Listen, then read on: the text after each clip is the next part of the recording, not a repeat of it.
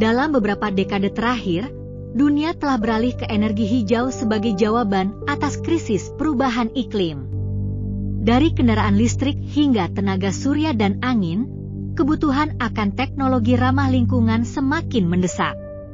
Namun, tahukah Anda, di balik revolusi ini, ada satu negara yang sangat diuntungkan?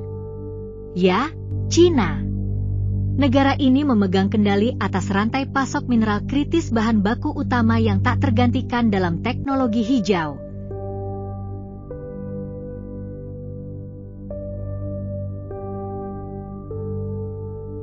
Mineral kritis seperti litium, nikel, kobalt, grafit, dan tanah jarang menjadi fondasi dari transisi energi hijau.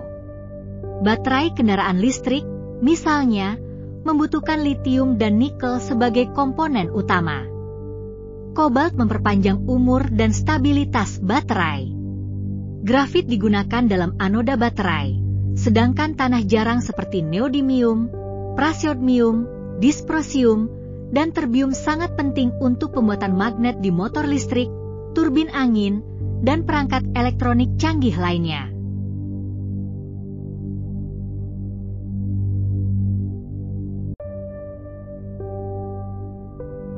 Cina tidak hanya menjadi salah satu produsen terbesar untuk mineral-mineral ini, tetapi juga pemroses utama di dunia.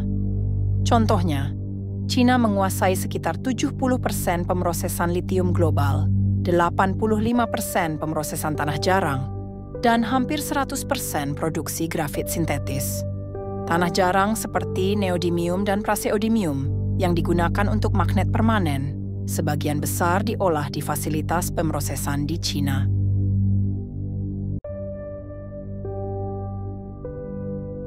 Salah satu kunci dominasi Cina adalah penguasaan tanah jarang, kelompok mineral yang sangat penting namun sulit diproses.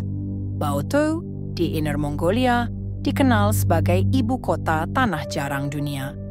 Dari tambang ini, mineral seperti cerium, yttrium, dan lanthanum dihasilkan untuk berbagai aplikasi, termasuk katalis industri, layar LED, hingga baterai energi tinggi.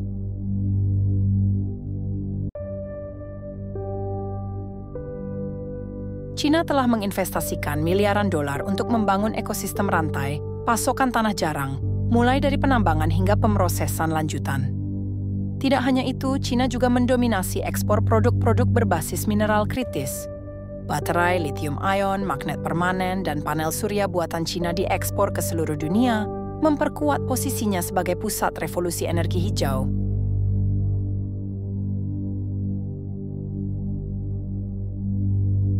Posisi strategis China sebagai pemroses utama menciptakan ketergantungan global yang sangat besar. Amerika Serikat, Eropa, hingga Jepang, semuanya bergantung pada ekspor produk atau bahan baku dari China untuk memenuhi kebutuhan proyek energi hijau mereka. Namun, ketergantungan ini juga menciptakan tantangan geopolitik, terutama karena tanah jarang adalah sumber daya strategis dengan risiko tinggi jika terjadi gangguan pasokan.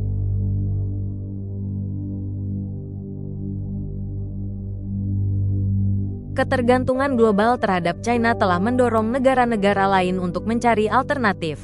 Australia, misalnya, mulai meningkatkan produksi litium mereka untuk mengurangi monopoli China.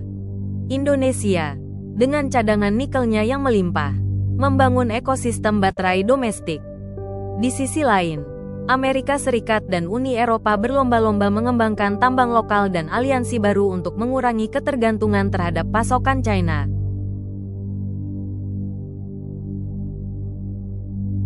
Dominasi China tidak hanya terlihat pada penguasaan mineral kritis, tetapi juga pada produk akhirnya. Kendaraan listrik global seperti Tesla menggunakan baterai yang mengandalkan bahan baku yang diolah di China. Begitu pula dengan turbin angin di Eropa yang menggunakan magnet berbasis tanah jarang buatan China. Hal ini menunjukkan bagaimana strategi jangka panjang China telah menjadikannya pemimpin global dalam transisi energi.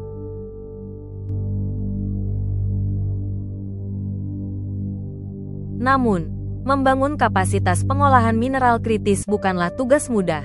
Banyak negara menghadapi tantangan teknologi, biaya, dan keberlanjutan lingkungan.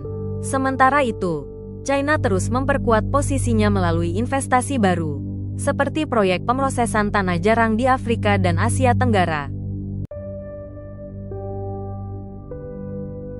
Penguasaan China atas mineral kritis seperti neodymium, praseodymium, litium, dan nikel telah menjadikannya kekuatan dominan dalam revolusi energi hijau dunia. Pertanyaannya sekarang adalah, bagaimana dunia merespons dominasi ini? Dan apakah ketergantungan global pada China akan menjadi peluang atau ancaman di masa depan?